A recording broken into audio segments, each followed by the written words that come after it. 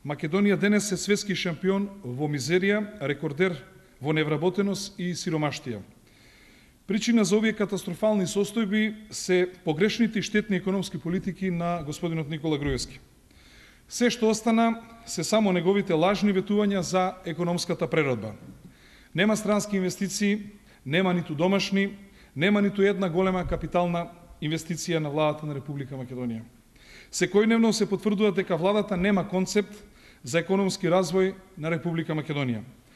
Ветувањата за нови работни места не се остваруваат, нема стратегија за развој на домашното стопанство и целата економија.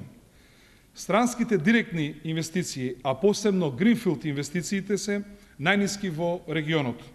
Владата на Груевски и ВМРО ДПМНЕ го дуплираше бруто надворешниот долг на Република Македонија. Само за последните 3 години македонските граѓани ги задолжи за нови 800 милиони евра. Нешто не отвара нови работни места, туку заради неспособноста и безидејноста на власта се случува економска и социјална катастрофа. Наместо да ја санира состојбата со така наречените загубари, владата секојдневно отпушта нови работници и ги прогласува за технолошки вишок. Фактите се поразителни. За 6 години од Демо Охрид се отпуштени над 1800 работници. Од Охис над 1000 работници, од Еврокомпозити и Тутунски комбинат Прилеп преку 380 работници ги изгубиле своите работни места, или само од овие 4 загубари Груевски и ВМРО ДПМНЕ во изминативе 6 години отпуштија над 3000 работници. Излегуваат на виделина нечестните намери на владата, која драстично од 5 години ги намали на 18 месеца периодот кој државата им го исплакеше како надомест на лицата кои што станале технолошки вишок или се прогласени за стечени работници. Со тоа, овие лица ниту можат да се пензионираат пред време, ниту можат да се вработат, оставени се едноставно на улица. Доволно ќе беше мал дел од парите кои што владата ги фрла во Скопје 2014 година да се пренасочат токму за решавање на овие големи загубари, за модернизирање на постојаните погони, со кое што не само што ќе се задржи овие работни места, туку ќе се креира и нови работни места. Токму заради ваквиот катастрофален однос кон македонските работници, ВМРО ДПМНЕ го изгуби правото да зборува за невработеноста, за стечајците и воопшто за економските прашања.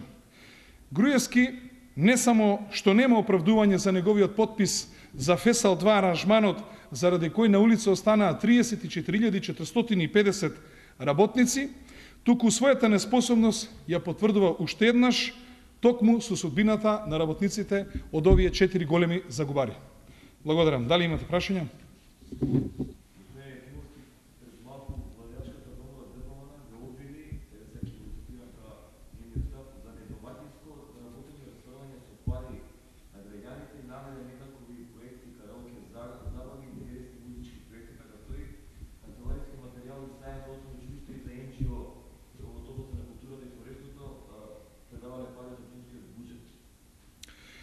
ВМРО ДПМНЕ и натаму води приземна кампања и се обидува да ги лаже граѓаните, меѓутоа тие добро знаат кој домакински ја води својата општина.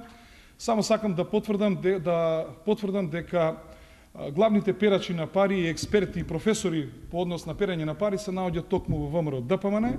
Еден таков голем пример е токму и прашањето што се отвори од Европската агенција за образовни програми, каде што ни се блокирани сите наши фондови, затоа што не може да добиеме повеќе средства, затоа што високи функционери на ВМРО ДПМНЕ беа вклучени токму во оваа пералница на пари и тие немаат кредибилитет за ова да зборуваат. Уште еднаш кажувам дека ни од далеку општина Карпуш нема толкови средства за поддршка на невладиниот сектор, камо среќа да има, туку за сите овие груби лаги и невистини, господинот Бичиклиски ќе се соочи со уште една кривична тужба за клевета и јас го молам да си доаѓа уредно на поканите што ги доставува судските органи до него и да не ги избегнува.